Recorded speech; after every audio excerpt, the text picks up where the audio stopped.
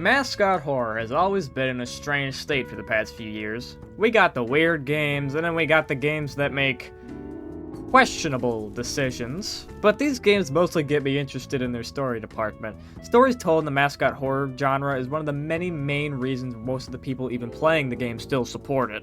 But what if I told you there was one story in the mascot horror genre that was so incredibly breathtaking, I threw all of the other mascot horror games and their plots out the window for how good it is. This story left me speechless, and the crazy part is that it's not even finished yet. And it all starts in the beginning of Garten of Banban 3. In Garten of Banban 3, we meet the greatest mascot horror character ever made, Stinger Flynn. He's so cool. He's even a great friend of mine. It's true, guys, he hangs from the ceiling in my room. Stinger Flynn has psychic abilities though, so every time we meet him, he sends us into the dream world, where the greatest story ever told takes place. The story begins with Stinger Flynn, Opila Bird, Banban, Captain Fiddles, yourself, and Nab Nab. All 6 characters have one goal in mind, to make it to the super duper awesome Supremo Mega style beach. All of our characters are in a car driving to it except Nab Nab, as there was no room left in the car and he's crawling behind at Supremo speed. Some friendly talk suddenly becomes an argument as Banban is very confused as to why Stinger Flynn keeps going around in circles in a complete empty desert. Stinger Flynn admits that he's very lost and has no idea where to go. After Banban and Opila Bird basically agree that Stinger Flynn is stupid, Stinger takes his eye off the road to argue with the two, and not even 10 seconds later, crashes the car into a giant cactus that literally spawned into existence, and the car gets thrown so far it goes into the next game. This beginning already gave me chills, and I was dying to know what happened next.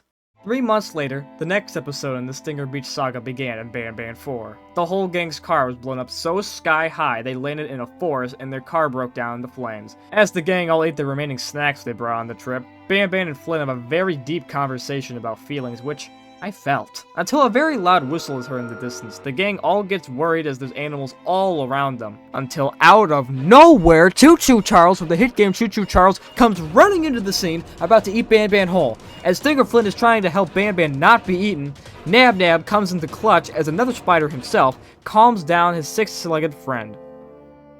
Until the car blows up. And probably kill Charles in the process. It's peak. We now move on to Act 3 in Banban 6. Banban 5's Act 2.5 in the Beach Chronicles was so good it had to be skipped. After leaving the forest with no food and no form of transportation, the gang all sits at a bus stop for the next few days waiting for the bus to take them to the beach. The bus finally arrives, but unfortunately its destination is not to the beach and they had to skip it. As Banban and Stinger Flynn continue bickering if they're going to even make it to the beach or not, another bus pulls up, and Captain Fiddles has had enough of this malarkey. He gets up, waddles his little chud way up to the bus, and he gets kidnapped. Banban and Stinger Flynn decide on how to get him back until Nab Nab decides to run out on the road and get run over by another bus. This is until the act ends with the whole gang getting run over by another wrong bus. And now, my friends, we unfortunately reached the so far final act of the Beach Chronicles in Banban 7.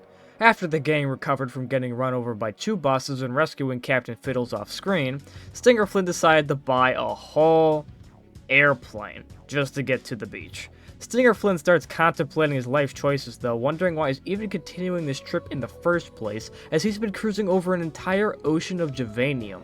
You know, the blood for all the clay creatures? As Stinger Flynn begins arguing with Banban, Banban exclaims that Captain Fiddles should pilot the aircraft due to Stinger Flynn sound like your mother 15 years ago yelling that she'll turn the whole car around so you aren't getting McDonald's. Stinger Flynn, in a fit of rage, grabs Banban and brings him up to the front seat to yell at him more.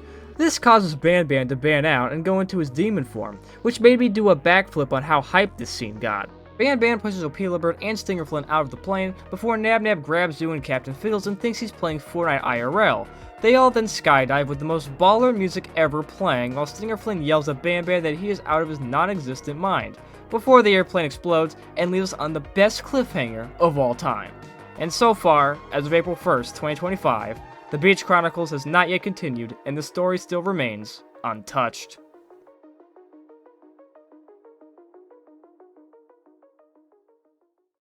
This story is by far the most thought out and most incredible story ever invented in the mascot horror genre. I cried when Stinger Flynn fell off the plane. I went crazy when Ban Ban banned out and caused the whole entire plane to explode. I was speechless when Choo Choo Charles almost ate Ban Ban whole and then just died. And I still can't believe that this story isn't even over, as it just gets better and better.